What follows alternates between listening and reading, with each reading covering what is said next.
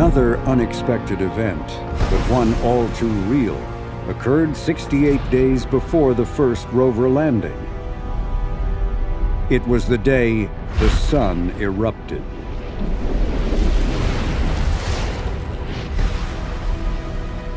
It was the third most powerful solar storm ever recorded. When this massive solar flare reached the Earth, communications networks were disrupted. Airlines diverted their routes, Earth-orbiting satellites temporarily went dark, and astronauts aboard the space station sought emergency shelter. And this huge amount of material, bigger than the sun itself, went flying off of the sun out towards the planets, out towards Earth, out towards Mars, and out towards our spacecraft.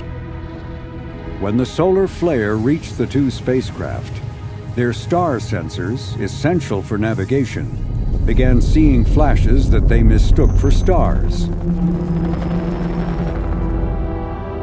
The two spacecraft were all but blinded by the flare. Fortunately, there was no major damage, and the star sensors eventually came back online. But nature wasn't done with surprises. In December, as the first landing day drew near, dust storms began blowing up on Mars, and that was a cause for alarm. Dust causes the Martian atmosphere to warm and thin. And that meant the parachute would move through the atmosphere at a faster speed, resulting in less time for slowing down. To counter this condition, Spirit's parachute was reprogrammed to open 2 seconds earlier in hopes of gaining back lost time. Meanwhile, other team members were continuously running computer simulations of EDL, trying out different parameters to see what might occur. Yeah, so that's what you're looking for? Yeah. Much to our surprise, after months and months and months of successful round-the-clock testing, we finally find that there's some failures that are occurring. We said, well, is it fluke? What's going on? What we've discovered is that the software is trying to turn on timers that count down to firing pyrotechnic events. So a pyrotechnic event is an event that, say, opens up the parachute or inflates the airbags or fires the rocket. All those things are controlled by pyrotechnic devices and little timers that the software can control. We're finding that the software wasn't getting around to doing it. And there was a problem between the hardware and software that we did not know about until just 2 days before landing. And in which case we'll have a failure, guaranteed failure. We're pretty nervous about this. More testing provided no definitive answer, leaving engineers in agony over what to do or not do. With time running out, the decision was made to manually enable the hardware that fires the pyros by sending commands directly to the spacecraft an hour before landing. There was still more bad news coming from Mars. On Christmas Day, Britain's Beagle 2 lander entered the Martian atmosphere and was never heard from again. A few days later, as 2003 was ending, the Japanese space agency announced that its Mars mission had failed to go into orbit. Of the fleet that left for Mars that year, only the European Space Agency's Mars Express orbiter had so far survived its arrival. And now, it was the rover's turn.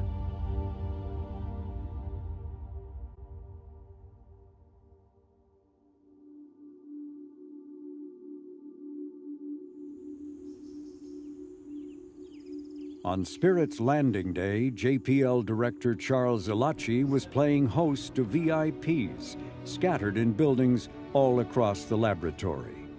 So I was telling a group which are from Hollywood, this is a real thing. We cannot say cut, we cannot say we cannot say it's a simulation. This is a real thing. So you are sharing with us exactly how exploration happens. You are going to see frustration, nervousness, excitement, jubilation, depending what we see when we open that door. You are going to see it with us in real time. Elachi was a native of Lebanon who had earned his PhD at Caltech. His first job at JPL was as a summer student intern. he never worked anywhere else. The landings of Spirit and Opportunity would be a major test for him and for the lab. For the outcome of this night would set JPL's course for years to come. We were coming from a very tough time, and it was a nervous time. And I knew what happened for Spirit is going to shape the future of JPL. Either people are going to say, if it failed, and here they crash another rover, I mean, that would have been decimating for JPL. And I knew if it's successful, people will say, wow, these guys came from that huge adversity and look what they have done. The tension was very high, personally and in the room. There was another reason that made this an anxious moment. A year before, the space shuttle Columbia had disintegrated during re-entry, killing all 7 crew members. The landing of Spirit was the first major NASA event since that tragedy. The space agency's administrator, Sean O'Keefe, was counting on a win at Mars. And Sean O'Keefe was sitting next to me. This is after Columbia. He kept looking at me and said, Charles, this is going to work, isn't it? It's going to work. MTS is now on orbit 21,559, and we are ready to receive your EDL data.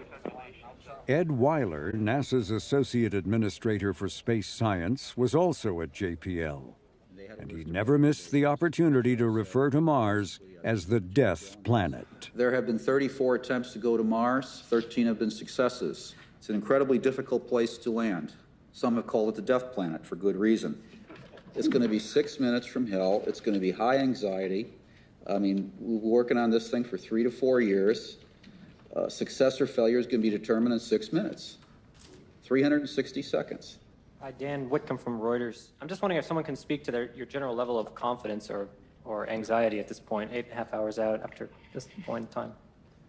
You know, we've talked a lot about how we're sending a very complicated system into a perhaps unknown environment at incredible speeds. And so you may wonder why many of us here are sitting here smiling, as Pete pointed out yesterday.